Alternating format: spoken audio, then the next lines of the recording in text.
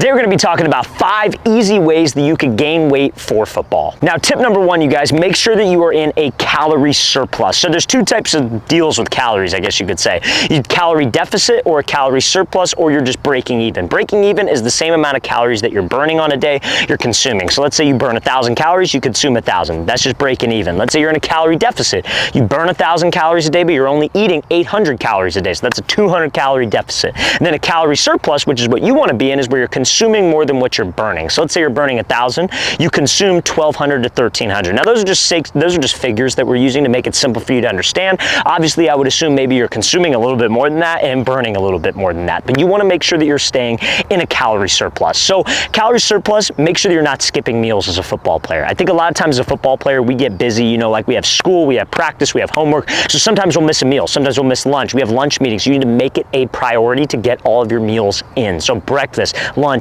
dinner, snacks in between breakfast and lunch, snacks in between lunch and dinner, even if it's just something quick before you get out to the field at practice, to make sure that you stay in that calorie surplus. Now, something a little bit more detailed that you can do. Again, I understand if you don't have the means for this, but I would suggest going to Google and searching up just a calorie burning tracker. And you can wear something. You can literally strap something onto yourself while you work out that will keep track of how many calories you're burning. And then it's easy. You just look on the back of the food that you eat, how many calories you're consuming, and that can put you in that surplus. Now, another essential component to gaining weight is going to be protein consumption. So let's say you're like 150 pounds and your goal is to get up to 165 pounds. You want to gain 25 pounds of muscle, obviously 25 pounds of healthy weight. Yes, being in a calorie surplus is important. Yes, there are certain things in the gym that are important that you do, but you need to be consuming protein to help you pack on muscle mass and repair the broken down tissue in your body from working out and training hard. So a good gauge for you is to try to consume at least 1 gram of protein per pound of desired body weight. So you want to get to 165, let's try to consume 165 grams of protein daily. Now, it's tough to do without, you know, maybe supplementing 2 protein shakes. I recommend between breakfast and lunch, you have a protein shake, and then after dinner, you have another protein shake to hit your daily protein intake goals. Now, fellas, if you guys would like a great protein powder that you can add to those 2 protein shakes that we mentioned earlier, check out that very first link in the description below for our AG Labs Whey Protein Powder. This is a protein powder that tastes insane. You guys, some of the best tasting protein powder on the market currently that's designed for athletes to help you guys gain weight. So we have a cookies and cream flavor, cinnamon snickerdoodle, salted caramel flavor, and a few other flavors that are great and some of the best tasted protein I have ever had. So guys, very first link in that description below. Use the promo code FIRST25, FIRST25 at checkout to get a huge 25% off discount on our whey protein powder. Now, a common misconception that a lot of people have about gaining weight is that lifting heavy, like super heavy, I'm talking like 1 rep, 2 rep, 3 rep max, is what's going to put on size. Now, that's great, and if you're an athlete, you absolutely need to lift for that because that's going to help you improve your strength, and strength is important for on-field performance. But when it comes to gaining weight, more importantly, like muscle mass, lifting in, like, I would say the 8 to 10 rep range is best for hypertrophy, and hypertrophy is muscle growth. So muscle growth is not from lifting insane amounts of weight. It's, again, from that 8 to 10 rep range with good form, and from week to week, you need to do something called progressively overload the exercise, and we're going to talk about that. So make sure, guys, that 8 to 10 rep range is what you should be doing for those mass building exercises, like, you know, different exercises like curls, squats, shoulder press, rows, all of those things. Now, when lifting in that 8 to 10 rep range to promote muscle growth, you need to make sure that you don't plateau yourself. Like, let's use curls for an example as an exercise. If you're doing curls and let's say, you know, you're taking the 25s and you're doing 8 reps, and good, you get a solid pump, you feel like you're making some progress, but if you stay at 25 pounds and it just gets progressively easier and easier and easier over time and you're just kind of half-assing the workout, that's not the best way to progressively gain muscle. So you need to make sure that you are adding weight onto those exercises, or maybe a couple reps from week to week, right? Like curls is a weird one because, like, you know, you have 25s, then maybe the gym that you're at doesn't have, like, you know, like a 27.5, maybe the next jump is 30. Okay, cool.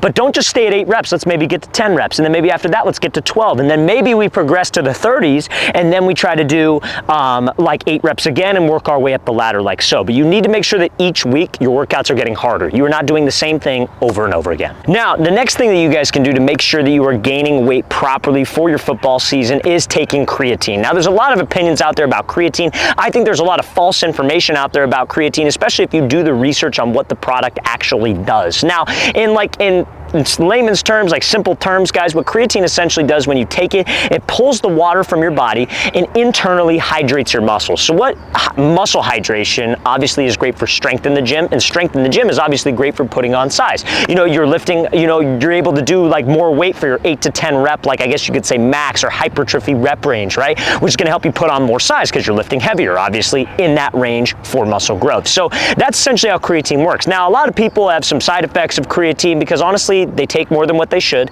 They're maybe not eating a healthy diet and they're not drinking enough water. So just make sure that you check all those boxes. I recommend at least a gallon a day, a fairly clean diet, and all those things will, I don't think they will happen to you, but make sure that you consult with your parents if you're on the younger side about the creatine supplement. But I know for me personally, that was when I saw the biggest notice in strength and the biggest notice in size when I started taking that product. Now, if you guys want a great creatine product that I could recommend to you guys, leave it in the comment section below. Just say you want a great creatine supplement that you could take. I could send you over the information for 100 serving creatine monohydrate. Now, in our predominance pre-workout, we have 5 grams of creatine monohydrate. Now, why did we include that in a pre-workout? There's some information out there where people say, oh, creatine doesn't belong in a pre-workout. Why? Why wouldn't you put creatine in a pre-workout? Simply because of what the product does. Creatine will internally hydrate your muscles. So it takes the water from your body, hydrates your muscles. So in the gym, when you have increased muscle hydration, you have more strength. So when you have more strength in the gym, obviously you want more strength going into a workout, and that's why we ultimately